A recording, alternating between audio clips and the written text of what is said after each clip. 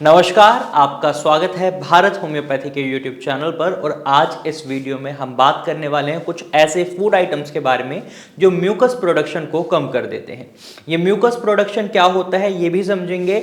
अगर आप अस्थमा या कोई भी रेस्पिरेटरी से रिलेटेड प्रॉब्लम फेस कर रहे हैं तो अक्सर हमें देखने को मिलता है पेशेंट्स के अंदर बलगम बहुत ज़्यादा बनता है, जिसे इंग्लिश में म्यूकस बोलते हैं।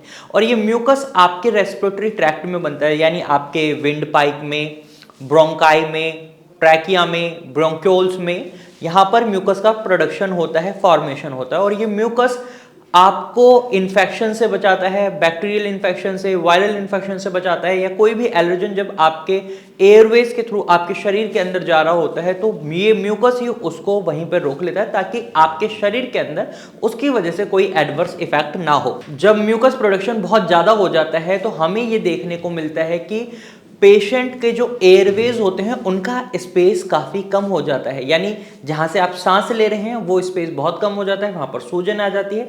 तो ऐसे में आपको कुछ ऐसे फूड्स को इंक्लूड कर लेना चाहिए जो आपके बढ़ते हुए म्यूकस प्रोडक्शन को रोक सकते हैं। इसमें सबसे पहले आता है आपका जिंजर यानी अदरक। अदरक का सेवन आपके लिए बहुत फायदेमंद है। इसके अंदर आपको एंटीऑक्सीडेंट बहुत अच्छी मात्रा में मिलते हैं, साथ ही साथ इसके अंदर आपको एंटी इन्फ्लेमेटरी प्रॉपर्टीज मिलती हैं जो आपके एयरवेज में आई हुई सूजन को कम करने में मदद करती है। जब भी म्यूकस का प्रोडक्शन बढ़ता है उस समय एयरवेज में सूजन भी होती है, तो ऐसे में अगर आप अदरक का सेवन करते हैं तो ये सूजन को तो कम करेगा ही, साथ ही साथ आपका जो म्यूकस प्रोडक्शन है उसको भी कम करेगा, साफ करेगा।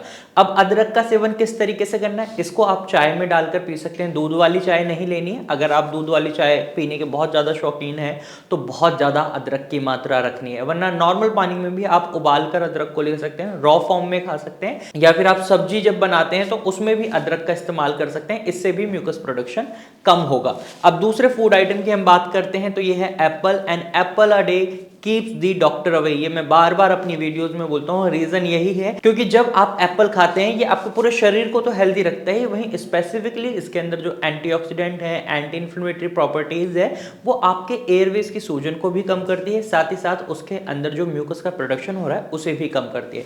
तो ऐसे में सेब आपके लिए एक अच्छा ऑप्शन हो सकता है म्यूकस प्रोडक्शन को कम करने का। अब तीसरे फूड आइटम की हम बात करें तो ये है ब्रोकली। ब्रोकली के अंदर आपको कई ऐसे एंजाइम्स मिलते हैं जो म्यूकस प्रोडक्शन को कम करते हैं, ब्रेक डाउन करते हैं। इसके साथ साथ आप फूल गोभी, पत्ता गोभी भी खा सकते हैं, उनके अंदर भी फाइबर बहुत अच्छा होता है, और साथ ही साथ ये आपके ब्लड को डिटॉक्सिफाई करने में भी मदद करती हैं। तो इन फूड आइटम्स को आप अपनी डाइट में जरूर इंक्लूड करें अगर आपके शरीर में म्यूकस की फॉर्मेशन बहुत ज़्यादा हो रही है। अगला फूड आइटम है पाइनएप्पल।